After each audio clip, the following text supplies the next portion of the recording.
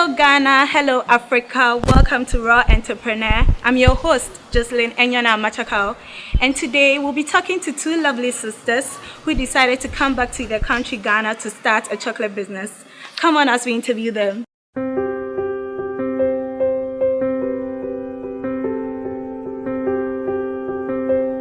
Hello Addison sisters. Hello. Hi. I must say you have a lovely home.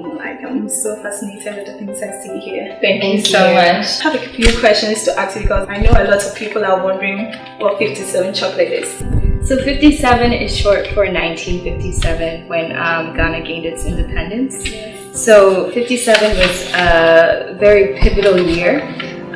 That's when we not only gained our independence, but from there we went on to manufacture many things. For example, Ghana Airways was started, and for example, Ghana's first shipping line was started. So manufacturing was a huge deal in Ghana at that time. So basically 1957 is to re-inspire that can-do spirit and hopes that the youth will add value to the natural resources here at home.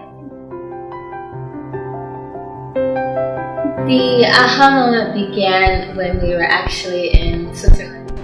And as we all know, Switzerland, although they do not produce cocoa, they are known as the chocolate nation. And, we were visiting a major factory in Switzerland, and, that's when we realized that, hey, they're making great chocolate with our resources. And so we had to ask ourselves, well, why aren't we doing the same? Why are there so many chocolate makers and chocolatiers in Switzerland, in a country where cocoa doesn't even grow? But here in Ghana, you can count them on one hand in fact. And so that was the moment where we decided, we're going to take our resource at home and produce chocolate, add value to it right here at home, and it will be of equal, if not better quality. Of course, you can't start a business without challenges. It's just not possible. There will be challenges to overcome.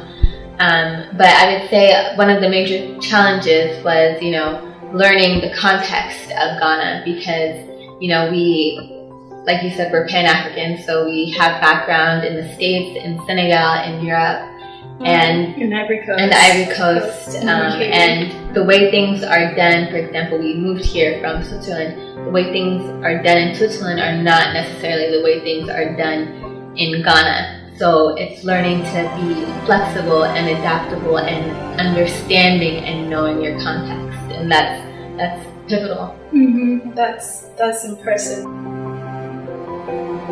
So why making chocolates in the kitchen? We don't have land in Kama-Free Zone. We don't have this big factory, but what we do have is a kitchen.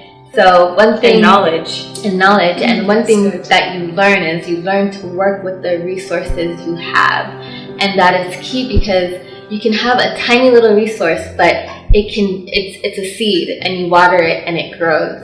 And so with making chocolate in the kitchen, we learn to adapt.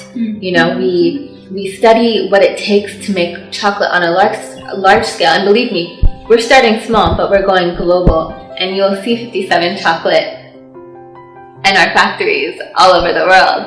But for now, we're starting in our kitchen, and it's learning to adapt the larger processes and scaling them down. And what a lot of people don't know is that's actually very possible. It just takes a lot of creativity and innovation, and speaking to people who have been there and who are more experienced than you as well.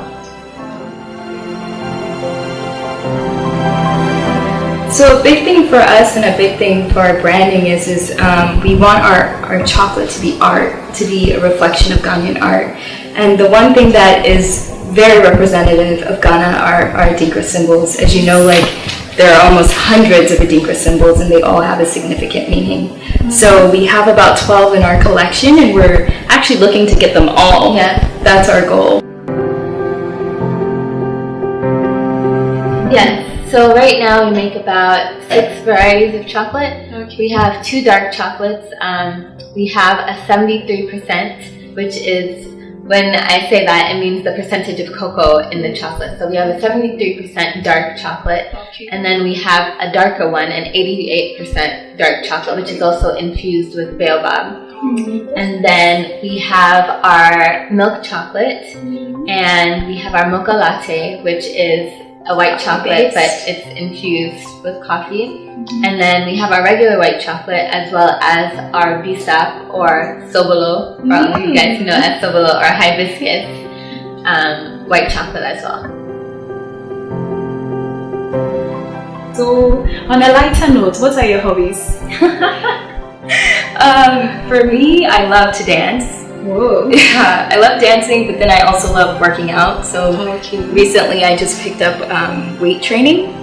So I've been training with weights, which is great. I really enjoy it. Yeah, that's very good. How about you? I would say I like to run, I like to read, and I love salsa dancing, especially deep and intimate conversations about God.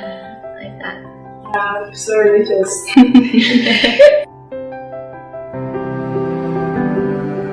What advice would you give to young Africans out there who want to become entrepreneurs like you? Be willing to really put in the work and give it your all. And moreover, there's so much we have here on the continent. There is so much to do. There's 1,000,001 ideas, 1,000,001 resources, we could use here. So I would encourage people to definitely, first of all, one of the key things is read. Reading is so key, and gaining that knowledge, knowing your product or your service inside out. And that was one of the key things for us. We had to, before we actually got into the factory, had a factory or our kitchen, it was a lot of reading and asking questions and, speaking to people who have been there. Because the thing is, there really is nothing, well, for the most part, there's nothing new under the sun. Somebody has been there. Somebody has walked ahead of you. Find a mentor. We have plenty of mentors who have helped us along the way. And just know that, there are people who are willing to help. And for me, one thing I would like to add to that is that I feel like there's no better time to be African than now. Right now, we have a lot of bloggers out there, a lot of entrepreneurs, and they're showing the world globally with what Africans can do. We're innovative, we're creative, we have a lot of potential out there. So I think it's important that we as Africans, we write our own narrative and put the positivity out there, because there are people out there who only associate Africa with poverty, with strife, and it's not like that at all here. Yeah. We have amazing, talented, both female and male individuals who can change the world. So be ready to be part of that. So it's been a pleasure talking to you, lovely sisters. We in Ghana are so inspired by your story, and we love your chocolates too. So thank you for honoring our invitation, and we hope to make this interview a very successful one by letting it reach Africa and beyond, so that a lot of people can come to you for more products, and you also keep expanding